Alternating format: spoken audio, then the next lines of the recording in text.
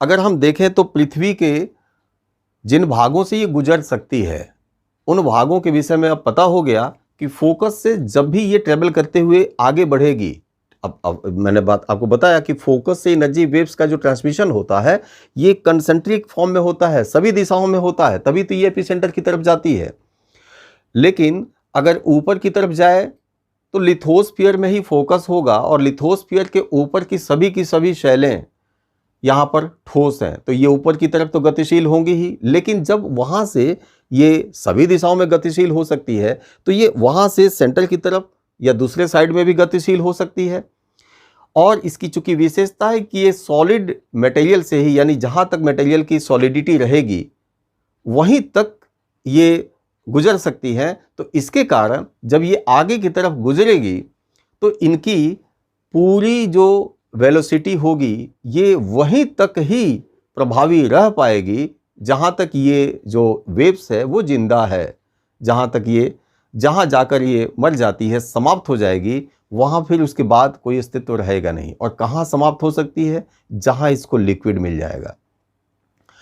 तो इसी के कारण जब हम वहाँ से, उस स्थल से जहाँ इसको लिक्विड मिल सकता है, कहाँ लिक्विड मिलेगा आपको याद होगा, अगर आपको स्ट्रक्चरल कैरेक्टर थोड़ा सा भी ध्यान होगा तो आपको याद होगा कि अर्थ के इंटीरियर की तरफ जाने पर आपको लिथोस्फीयर मिलेगा, लिथोस के बाद से एस्थेनोस्फीयर मिलेगा। अब एस्थेनोस्फीयर प्योर लिक्विड तो है नहीं, लेकिन एस्थेनोस्फीयर की लिक्विडिटी यहाँ पर कुछ बढ़ जाती है सॉलिड के कंपैरिजन में, क्योंकि वो वहाँ पर अर्धद्रवित अवस्था में है। तो सेमी लिक्विड या सेमी सॉलिड होने के कारण वहाँ एस को कुछ बाधित तो करेगा, प्रभावित तो करेगा, क्योंकि वहाँ लिक्विडिटी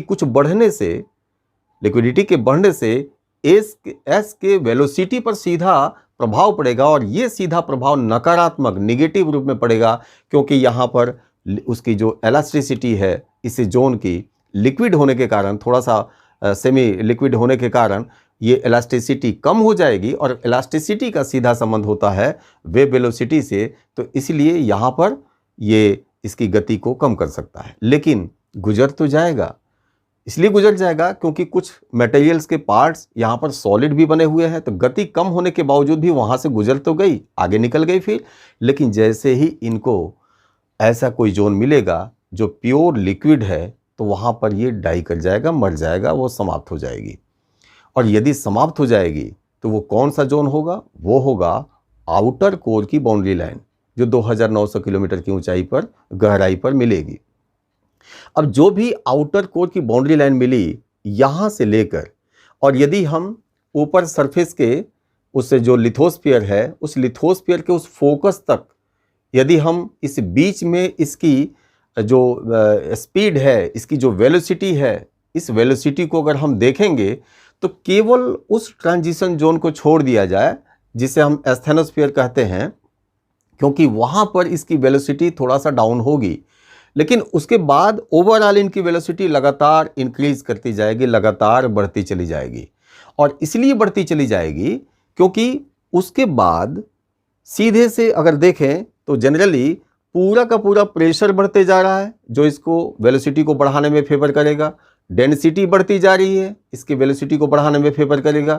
कंपोजिशन भी हेवियर एलिमेंट से मिलके हुआ है, जो मिनरल्स इनमें हैं। तो ऊपरी भाग में जो भी मिनरल्स हैं, उन मिनरल्स के कंपैरिजन में निचले भाग में जो मिनरल्स हैं, उनका जो संयोजन हुआ है, ये कंपोजिट हुए हैं आयरन के, फेरियम ग्रुप के बाकी जो एलिमेंट्स होते हैं, उनके संयोजन से ये निर्मित हुआ है। इसलिए उनके कंस्टिट्यूशन के कारण यहाँ पर ये भी इसको सपोर्ट करेगा। तो प्रेशर सपोर्ट किया, यहाँ पर डेंसिटी ने सपोर्ट किया, कंपोजिशन ने सपोर्ट किया, इसलिए ओवरऑल इनकी जो वेलोसिटी है वो लगातार बढ़ती चली जाएगी। लेकिन एक ही है जो सपोर्ट नहीं करने वाला फैक्टर है, और वो है उस फोकस से नीचे की तरफ लगातार बढ़ता हुआ टेम्परेचर। तो ये तीनों मिलके, यानी कंपोजिशन, प्रेशर और डेंसिटी मिलके जितना इनको बढ़ाएंगे इनकी वेलोसिटी को, उस बढ़ी हुई वेलोसिटी में थोड़ा सा डिडक्शन होगा, कमी होगी बढ़ी हुई टेम्परेचर के दर के कारण। और यहाँ पर जो अमाउंट हुआ, टेम्परेचर लगातार डेप्थ के साथ बढ़ते जा रहा है, तो इसके कारण थोड़ी सी कम होती है। और ओवरऑल इनकी पी के कंपैरिजन में इनकी वेलोसिटी कम होती ही है।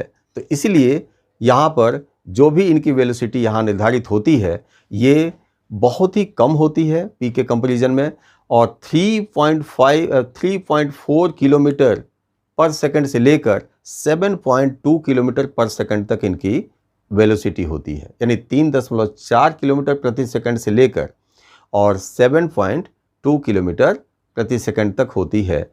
तो 3.4 कहाँ होगा? ऊपर की तरफ होगा, और 7.2 कहाँ होगा? ये नीचे की तरफ होगा। तो इस प्रकार से इनकी एक जो वेलोसिटी होती है, और ये सारी की सारी वेलोसिटी वहीं तक होगी जहाँ तक ये वेव्स जिंदा रहेगी, और वहीं तक जिंदा रहेगी जहाँ तक इसको कोई लिक्विड न मिले।